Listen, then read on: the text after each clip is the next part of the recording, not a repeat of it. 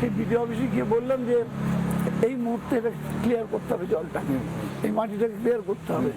একটুখানি টাল বাহানা করছিল, তখন আমি তো বক্সিং হাত চলে প্রথম এরকম একটা বেড়েছে ওর টেবিলের উপরে, ওর কাঁচটা ভেঙে গেছে। ভিডিও অফিসে যে টেবিলের উপর কাঁচটা থেকে ভেঙে গেছে। ভেঙে যাবো তো পুলিশ এসছে, তখন পুলিশের ওসিকে আর ওই ভিডিওকে নিয়ে খালের পাশ দিয়ে হাঁটতে আরম্ভ করলাম ছেলেদের নিয়ে। আর ছেলেদের বলতে লাগলো যে এখান থেকে মাটি ভাঙবো, একটা করে ওয়াল ভাঙছে, ভাঙতে ভাঙতে আস্তে আস্তে লাস্ট ওয়ালটা যখন ভাঙা হলো তখন আস্তে আস্তে জলটা ঢুকলো। এই যে জলটা ঢুকলো এইটা দেখে আমারও আনন্দ হলো যে চাষ হবে এবার। মানুষের একটা আমার উপর একটা কনফিডেন্স ছিল। বনেদি কলকাতার যে থাকে না বাবু বাবু, সেই ব্যাপারটা মানে আপনারা সেই ধারক বাহকটা বাবু টাইপের কালচার যাদের বলা হতো দেখে সেই জমিদারদের মতো, সেই জমিদার আমরা কোনোদিন ছিলাম না। সাধারণ আমার বাবা ছিলেন সংস্কৃত পণ্ডিত, পৌরোহিত্য করতেন। আমিও 12.5 বছর বয়স থেকে পুজো করেন। মানে এখনো করি। ঘরের পুজো নাই, বাড়ির বাড়ি লোকের বাড়ি। আমাদের বহু যজমান ছিল। ও যজমান ছিল? হ্যাঁ, আমরা তাদের বাড়িতে গিয়ে পুজো করতাম। এই পাড়াতেই আমাদের প্রচুর যজমান আছে। 150 বাড়ি যজমানি ছিল। বড় লোক তো। তখন মানে দক্ষিণেরা খুবই কম ছিল। মানে আমিও চট্টোপাধ্যায় তো আমাদের মানে আমি নিজে করিনি, কিন্তু আমাদের বাড়ি কাকারা পুজো টুজো করে, দেখতাম বেশ ওই প্রসাদের সঙ্গে কলা টলা সব এসব তো আসতে বন্ধুরা রাস্তায় কাড়াকাড়ি করতো, যে যা কি ওর ফল নিয়ে যা। আমার হাতে নারায়ণ আছে রে, বাড়ি গিয়ে শালগ্রাম শিলা, হ্যাঁ নারায়ণ ডেকে দিচ্ছি।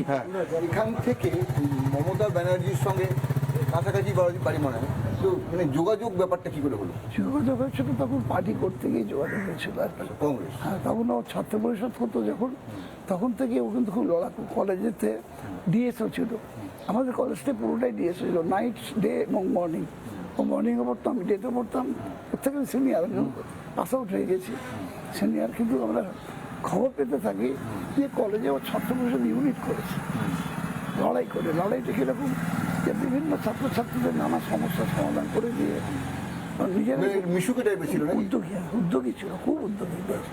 আস্তে আস্তে ইউনিট করে এবং লড়াই করে, ওখানে ছাত্র পরিষদ থেকে ইলেকটেডও ইলেকশন করে। ওইখান থেকে ওর অ্যাকচুয়ালি রাজনীতিটা অ্যাক্টিভ পলিটিক্সের শুরু। ওর একটা ঘটনা বলি আমি। একবার ও তখন একটু করে প্রদেশ কংগ্রেসে গিয়ে বসে থাকতো কিছুক্ষণ জন্য, মানে রাজনীতি করবার মানসিক ইচ্ছাটা খুব প্রবল ছিল। কালীপদ মুখার্জি যেটা বাড়ি, যেখানে আমাদের কংগ্রেস অফিস ছিল, সেই অফিসে গিয়ে বসে থাকতো। একদিন এক মহিলা খুব কাঁদছেন, কাঁদতে এসে তখন ওগুলি কিছু সমস্ত কিছু বলে, দেখছে কী করছেন। তখন মমতা জিজ্ঞেস করলো কী হয়েছে, বললো যে আমার স্বামী ধর থেকে গলাটা নামিয়ে দিয়েছে, আমি এসেছিলাম এখানে কিছু যদি উপকার করেন এখানকার নেতারা, তার জন্য। তখন মমতা জিজ্ঞেস করলো না কী বললেন, বললো কিছুই বললেন না। আচ্ছা ঠিক আছে, আমি কাল সকালে আপনার বাড়ি যাবো। মমতা দুজন সাধারণ লোক ছেলে নিয়ে গাড়ি করে পৌঁছে গেলেন বাড়িতে।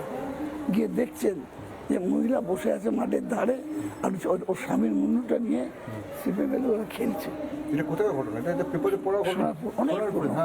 মানে মমতা তখন ছোট সেই সময়কার, কিন্তু ওর সাহসটা অপরিসীম। ওর নন্দীগ্রাম চলে যাচ্ছে রাতের বেলা, এই সাহস নিয়ে বেরিয়ে গেল। মমতার উত্থানের পিছনে কি মমতার সাহসটা বড় ফ্যাক্টর? অসাধারণ সাহস, সেটা সাধারণ মানুষের মধ্যে খুব রেয়ার। কংগ্রেস করাটা তখন আমাদের পাড়াতেও খুব বিপজ্জনক ছিল, এখানে বিপজ্জনক ছিল। সাহস করে করেছি। এখানে দেয়ালে পোস্টার মারছিলাম, অসুবিধা দাদা এসে বললো কি রে কত টাকা পাচ্ছিস, এরকম ঘটনা হয়েছে। নানা ধরনের কন্টেন্ট দেখার জন্য লাইক করুন, শেয়ার করুন আমাদের ফেসবুক পেজ, সাবস্ক্রাইব করুন আমাদের ইউটিউব চ্যানেল। পাশাপাশি অন্যান্য ব্রেকিং নিউজের জন্য অবশ্যই চোখ রাখুন রিপাবলিক বাংলায়।